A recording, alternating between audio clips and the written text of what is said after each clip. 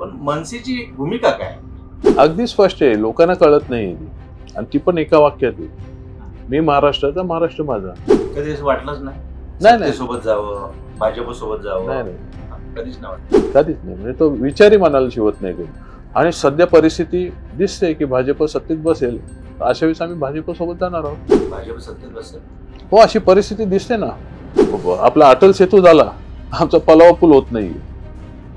कारणीभूत कोण आहे? सत्ताधारी. तुम्ही सुद्धा इथले आमदार आहात. हो, मी आहे ना, मी बोंबलतोच आहे ना. हे मतदारांना दिसत नाही, त्यांना तुम्ही भरघोस मतांनी निवडून दिलं, तुमच्याकडून सर्वाधिक चूक झाली जनतेवर, चूक झाली माझी. माननीय राजसाहेबांचे आदेश मानून केलेली सगळ्यात मोठी चूक होती.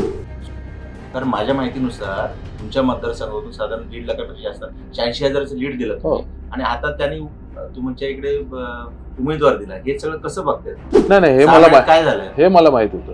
माहित होतं राजू पाटला विरोधात उमेदवार देणार हे मला माहित होतं. कदाचित मनसेचा दुसरा उमेदवार असता दिले पण नसतं. असं नाहीये मनसेला मतं नाही मिळत, खिजवतात ना आम्हाला. हिंमत असेल तर एक एकटे लढा ना, तेव्हा कळेल ना. तुमच्या इथे सभा घेतेवेळी तुमच्या पक्षाच्या प्रमुखांनी सांगितलं की हा फुटणारा नाही तर टिकणारा. भाजपकडून कधी ऑफर नाही आली, शिंदेकडून कधी ऑफर. पण आम्ही ह्यांच्या मुलासाठी एवढं मन लावून इथे काम केलं, तिथे आमच्या साहेबांच्या मुलासाठी यांनी उमेदवार दिला. हे आम्हाला आम्ही खूप दुखावलं गेलं त्याचे.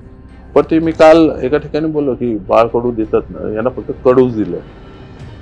हा, की शिंदे साहेबांचे काही गुण खूप चांगले आहेत, कोणी मान्य करेल.